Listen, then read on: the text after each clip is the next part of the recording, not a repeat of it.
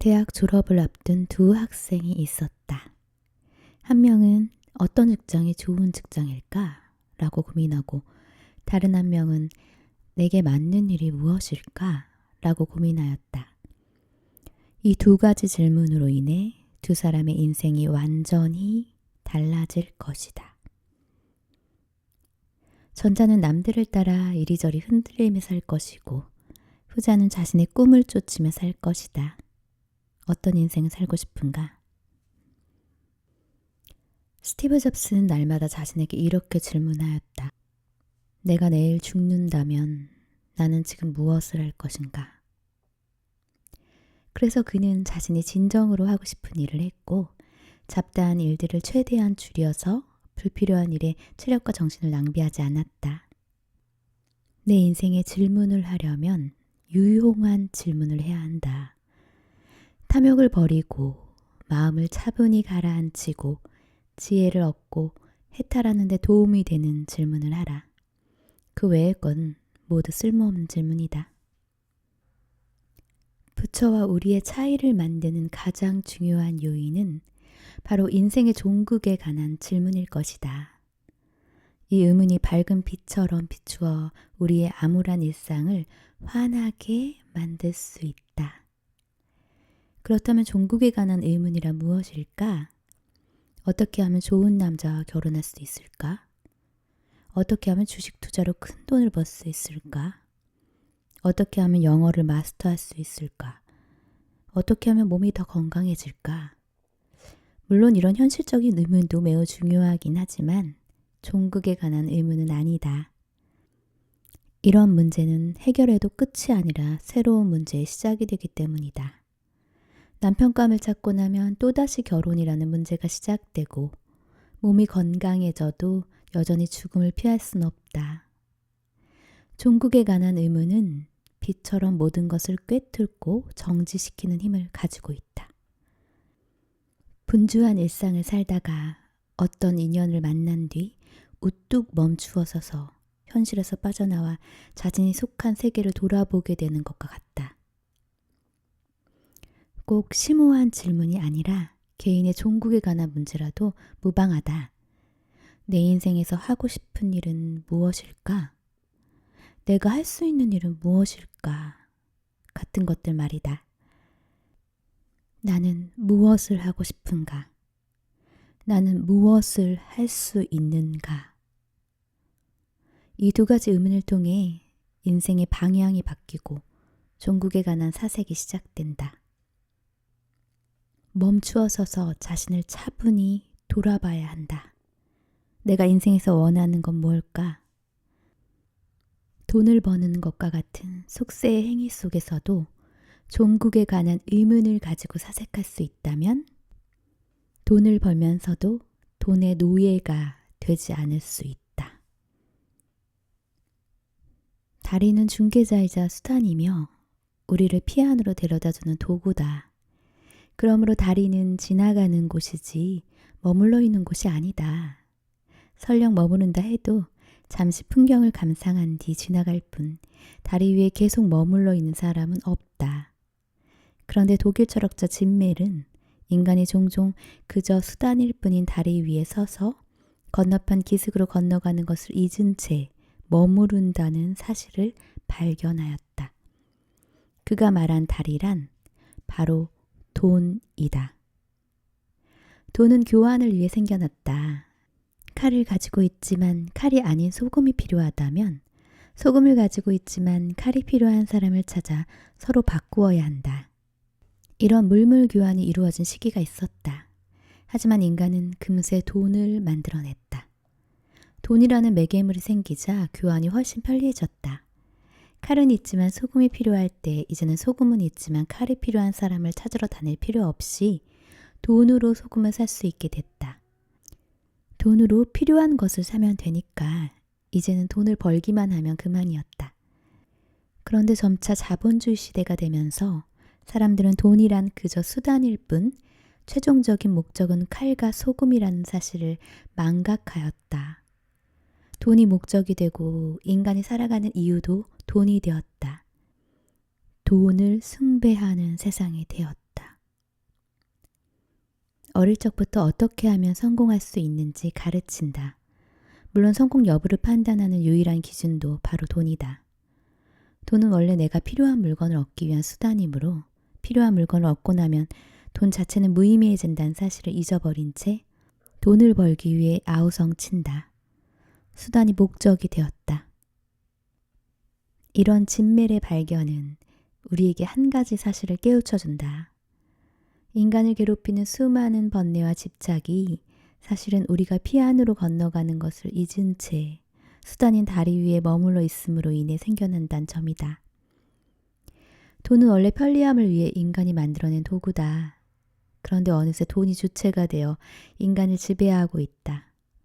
인간은 돈을 버는 과정에 머물러 서서 매일 또는 매달 자신이 버는 돈에 만족하며 내일 또는 다음 달에는 또 얼마나 벌 수 있을지 계산하기에 급급하다. 얼마를 버는지가 인생의 목적이 되는 것이다. 인생의 진정한 목적은 어떤 사람이 되느냐에 있어야 한다. 자신이 원하는 사람이 되기 위해서는 물론 돈도 필요하고 그 외에 다른 것들도 필요하다. 하지만 이런 것들은 모두 최종적인 목적에 도달하기 위한 수단이다. 돈을 벌기 위해 자신을 변화시켜서는 안 된다. 사람은 살기 위해 돈을 버는 것이지 돈을 벌기 위해 사는 것이 아니다. 하지만 주객이 전도된 사람들이 많다. 강도를 만났는데 돈이 든 가방을 뺏기지 않기 위해 반항하다가 목숨을 잃은 사람의 이야기가 종종 신문 사회면에 실리곤 한다. 돈이 모든 것에 우선한다는 관념이 사람들의 뼛속 깊이 파고들어 자기도 모르는 사이에 돈 때문에 사는 인생이 되어버렸다. 뒤바뀌어도 한참 뒤바뀐 세상이다. 사람들이 인생의 진정한 방향과 목적지를 잃어버리고 비틀린 길 위에서 헤매고 있다. 차분히 마음을 가라앉히고 내면의 목소리에 귀를 기울여야만 자신이 진정으로 바라는 방향이 어딘지 알고 그 방향으로 나아갈 수 있다. 진정한 방향을 찾고 나면 속세의 번뇌도 그리 중요치 않다는 것을 알게 될 것이다. 인생의 진정한 목적은 어떤 사람이 되느냐에 있어야 한다. 돈을 비롯해 다른 모든 것은 모두 최종적인 목적에 도달하기 위한 수단이다. 돈을 벌기 위해 자신을 변화시켜서는 안 된다.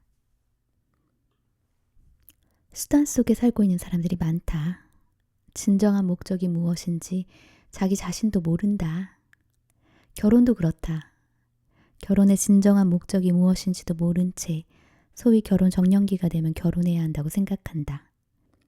사회가 결혼하라고 정해주었기 때문에 결혼하는 것이다. 학업이나 직업도 마찬가지다.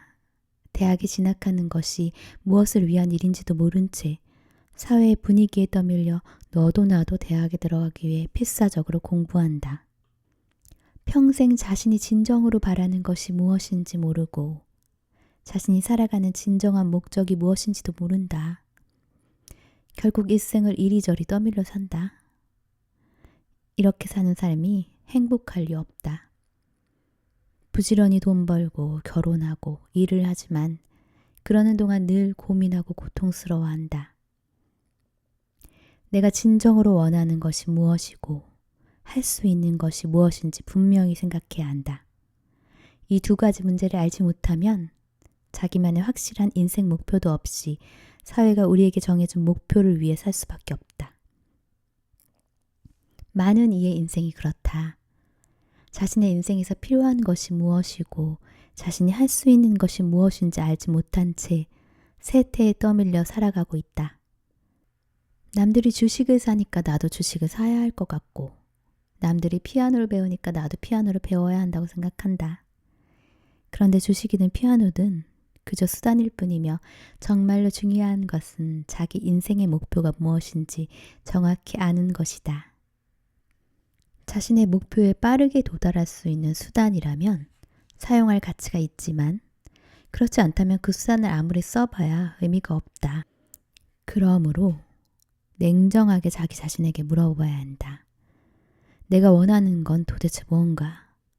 나는 무엇을 할 수 있는가? 자신이 무엇을 원하고 무엇을 할 수 있는지, 더 나아가 자신이 원하는 것을 얻기 위해 무엇을 해야 하는지 알고 난 뒤에 그 목표를 향해서 매진하는 사람은 대부분 자기 분야에서 성공한다. 꼭 거창한 성공이 아니라 작은 성과라 해도 그들은 성취감과 행복감을 느낀다. 자신이 할 수 있고 또 좋아하는 일이기 때문이다. 원하는 것을 이루고 성취감을 얻었으므로 속세의 관점에서 보면 성공한 인생이라 할 수 있다. 하지만 부처는 이 역시 최종적인 해탈을 이룬 건 아니라고 말한다. 목표를 실현한 뒤에 또 다른 새로운 목표가 생기기 때문이다. 한 가지 목표를 위해 모든 고통을 참으며 그 목표가 실현되기만을 고대하고 그 목표가 실현되고 짧은 기쁨이 지나가면 또 새로운 목표가 생긴다. 끝없는 수단의 길 위에 사는 것이다.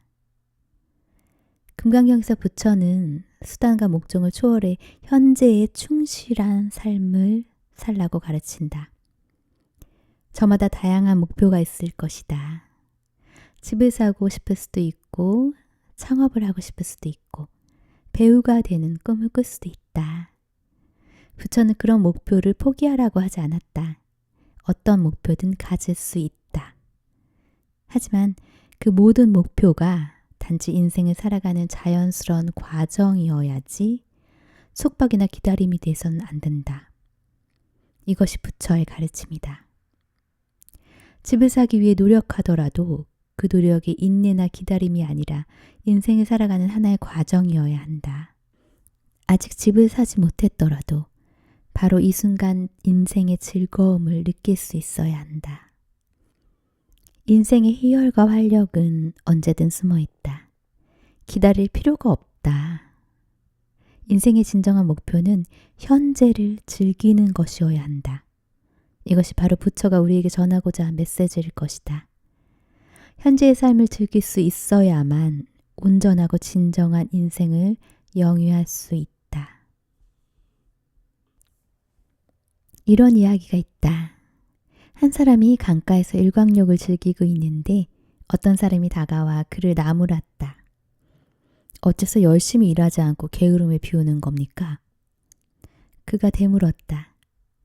일은 무엇을 위해서 하는 겁니까? 돈을 벌기 위해 일하죠. 돈은 무엇 때문에 버나요? 행복해지기 위해서 벌죠. 그러자 그가 말하였다. 나는 지금도 이미 행복하답니다. 이런 비슷한 이야기가 많다. 두 친구가 도시를 떠나 외딴 섬으로 여행을 갔다. 속세를 벗어난 무릉도원처럼 아름다운 섬이었다. 한 친구는 도시로 돌아가지 않고 이 섬에 집을 짓고 날마다 낚시를 하며 해와 달, 바다를 벼싸아 살기로 하였다. 다른 친구는 그 섬을 멋진 휴양지로 만들겠다는 목표를 세우고 도시로 돌아가 사업 계획을 수립하고 은행에서 돈을 빌려 바쁘게 일하였다. 어느덧 시간이 흘러 그는 머리가 벗겨지고 배가 불룩 나왔지만 휴양 사업으로 큰 성공을 거두어 부자가 됐다. 나이가 들자 그는 은퇴를 결심하였다. 은퇴한 뒤에 해변에 별장을 짓고 인생을 즐기고 싶다고 하였다. 그런데 도시로 돌아오지 않고 섬에 남았던 그의 친구는 이미 오래전부터 인생을 즐기고 있었다. 우와 같은 이야기지만 현실에서도 도시로 돌아와 사업을 한 친구 같은 사람들이 아주 많다. 오쇼 라즈니시의 책에 이런 이야기가 나온다. 알렉산더 대왕이 디오게네스라는 현자가 있다는 소문을 듣고 그를 찾아다녔다. 그러던 어느 날 강가에서 마침내 디오게네스를 만났다. 디오게네스가 알몸으로 햇볕을 쬐고 있었다. 알렉산더 대왕이 가진 것은 하나도 없지만 아름답고 우아한 그 사람을 물끄러미 쳐다보고 있다가 물었다. 내가 그대를 위해 해줄 수 있는 일은 없겠소? 디오게네스가 대답하였다. 햇볕을 가리지 않도록 조금만 비켜서 주십시오. 그 외에는 바라는 게 없습니다. 알렉산더 대왕이 말하였다. 다음 생이 있다면 신께 나를 디오게네스로 태어나게 해달라고 청할 것이오. 그러자 디오게네스가 빙그레 웃었다. 다음 생까지 기다리실 필요도 없고 신께 청할 필요도 없습니다. 지금 당장 디오게네스가 되실 수 있습니다. 계속 군대를 이끌고 원정을 다니신다고 들었습니다. 어디로 가시려는 겁니까? 무엇을 위해 다니시는 겁니까? 인도로 갈 것이요. 세계를 정복하는 것이 내 목표요. 세계를 정복한 뒤에는 무엇을 하시겠습니까? 그야 편히 쉬어야죠. 그러자 디오게네스가 껄껄 웃었다. 대왕께서는 참 어리석으시군요. 제가 지금 쉬고 있지 않습니까? 그런데 저는 세계를 정복하지 않았습니다. 대왕께서 정말 편히 쉬고 싶다면 어째서 지금 당장 그리 못하십니까? 지금 당장 편히 쉬지 못하신다면 끝내 그럴 수 없을 것입니다. 대왕께서는 결코 세계를 정복하지 못하실 겁니다. 아무리 정복해도 또 새롭게 정복해야 할 것들이 있을 테니까요. 인생은 짧고 시간은 금세 지나갑니다. 대왕께서는 여행 중에 죽게 될 겁니다. 그렇다. 우리 대부분은 인생이란 여행 중에 죽는다. 하지만 인생을 누리는 것이 목표라면 여행은 필요치 않다. 출발하자마자 목적지에 도달할 것이기 때문이다. 출발하자마자 도달한다면 여행 중에 죽는 일도 없다. 언제나 지금 현재를 살 것이기 때문이다. 지금 당장 행복할 수 있는데도 행복을 미루고 있진 않은가? 지금 당장 자유로울 수 있는데도 자유를 미루고 있진 않은가? 지금 당장 쉴 수 있는데도 휴식을 미루고 있지는 않은가?